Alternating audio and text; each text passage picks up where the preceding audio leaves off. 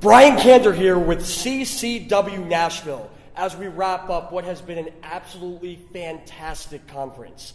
Now, we're celebrating our 20th anniversary as a brand, but we still have new ideas, new things that are emerging. And one of our recent launches has been the CCWomen campaign, really spotlighting the immense contributions the female members of our community are making to elevate the customer contact space, while also giving them a sense of community at our event, a chance to connect with others who are focusing on the same challenges, who are trying to make the same contributions within their organizations.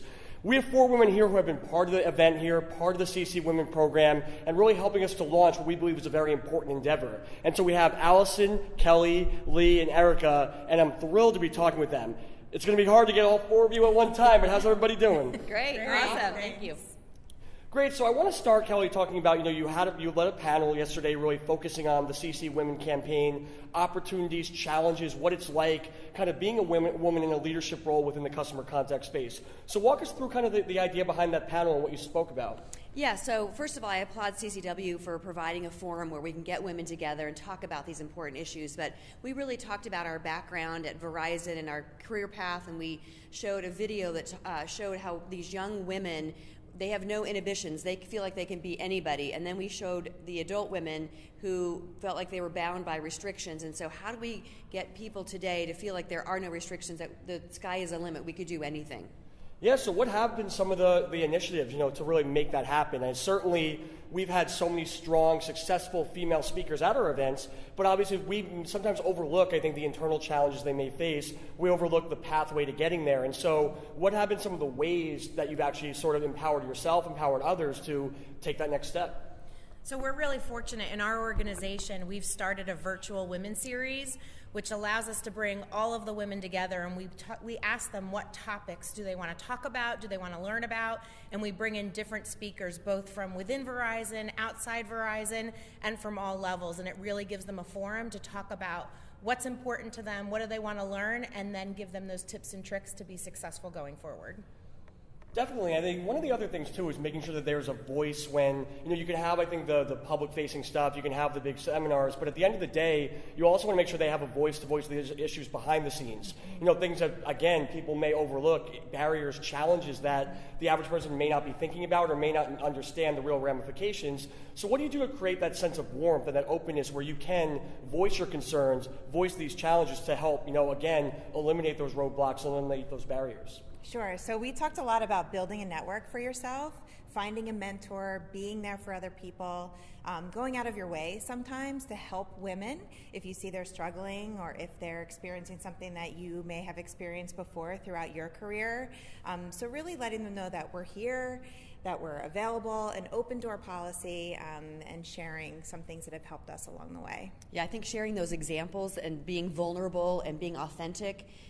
Many times you get on a panel, I think, oh, they've arrived, right? And really we're the same as everyone else in the room. We've got the same problems, the same challenges, the same work-life balance issues, and so it's about sharing our personal experiences and opening up to hear what's on their mind. And I think one of the issues that sort of ties into all this is thinking about opportunities from starting in the contact center, starting in the customer experience space, and growing around the business. And I think that when you start to figure out how to create those careers out of the customer engagement work, then that's also going to go hand in hand with efforts to include more women within the executive ranks, because as they're starting out and they have those extra opportunities, naturally you're going to have, I think, that voice carrying through the organization. So what are some ways to, I think, make the customer engagement not a job that you do, but actually a launching pad for a long-term career within the organization? I think one of the coolest things, the way Kelly closed out the meeting yesterday, was going around the room and asking everybody what was something they were going to work on. And it was making that work-life balance part of their reality. And nobody paused, nobody stuttered. Everybody had what they were going to work on professionally and personally. And I think that's where it carries the customer service and taking care of yourself into their real life daily. Yeah, and I also think about this, when you talk about customer centricity, we're pleasers. We want to make sure everyone's happy, and our job is to make sure our customers are happy, but we also have to balance that in our lives, and we can't say yes to everything, and so we've got to balance how do we please our customers, our families, our siblings, our parents, but that we balance and make sure that we're taking care of ourselves as well. Absolutely, and I think we just had the panel where they were talking about, I think, a lot of cultural stuff within the organization, and certainly that's applicable here. I think when you start to look at what is your commitment as leadership to your employees, how are you cognizant of what their challenges are? How do you make it so that you're showing you're invested in their growth, their development, not that you're just barking orders and forcing them to perform, or they don't get out of the company. And so I think when you actually invest yourself and immerse yourself in what they're going through and show that commitment, that's going to go a long way, both in terms of diversity programs and, frankly, just better employee engagement overall. Yeah, and I would also say, Madeleine Albright said there's a special place in hell for women who don't help women. And I think we've really got to pull together and help each other out so we get to those executive ranks and we have those job opportunities. And we also have an obligation, if a woman isn't helping us or we feel like we don't have a good relationship, we've got to call them out on it in a respectful way. But I think we have to pull together and help each other, and we can raise together. And so hence the CCWomen Brunch, I think, really inspired breakfast. I don't know why I called it brunch, but the breakfast there really... It was 7 a.m. It was definitely not brunch. Really inspires, I think, that sort of camaraderie, too, because that provided... I heard thunderous applause. I wasn't in the room, but I heard outside. It sounded like the biggest keynote in the world, and I think that really speaks to that opportunity to voice those concerns in a way where you're speaking to people who get it, who've been there, and more importantly, are committed to fixing these problems, empowering, identifying new opportunities. And so what was that breakfast experience like? I thought it was great to hear from different women across the business. We had the main speaker, but then she kind of opened it up where everybody started talking about what are their challenges, what are their tips that they use. And then I think it's the after where you talk about, you make those connections. So even though they may not be in Verizon, we now have them as a connection through CCWomen where we can reach out to them, talk to them, and continue the conversation. And that makes sense because I think one of the things we always talk about with conferences is connecting with like-minded individuals. And we've tried different things over the years, talking about CCW history lesson. We've had badges that were like, I'm a small company, badges like, hey, I'm investing in AI. We've tried to do these different things, but I think there's so many unique challenges, concerns, opportunities that it makes sense. If you want to talk about fostering a community, fostering like-minded conversation, it makes so much sense to pursue a CCWomen program because there's going to be such a unique dynamic there, and those relationships are going to be so important to advance in your own career and really just help the customer contact community overall take that next evolution.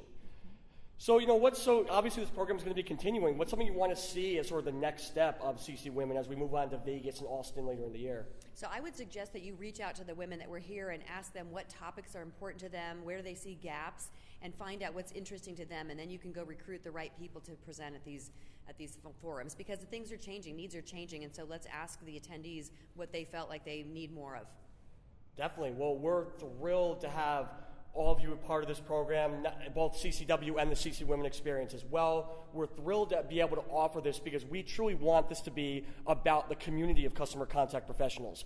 There's so much time to focus on what technology do I need, what metrics do I need to hit, what are the trends that I'm looking for. But when you can focus on what is it like to be a customer contact employee, what is it like to pursue leadership, what is it like to have to interact with people on a daily basis, whether they're your peers, whether they're subordinates, whether they're your upper management, and thinking about ways to foster that community, foster that collaboration, make it so that that experience is as exciting and empowering as it can be, because when you can connect with your coworkers, when you can connect with your community, connecting with customers becomes a lot easier, becomes a lot more productive, and becomes a lot more valuable. So I thank you so much for participating, sharing your feedback, sharing your experiences and your knowledge, because that's what's going to help CCWomen, and by virtue of that, the entire customer contact community really reach that next level. So for CCW, this has been Brian Cantor.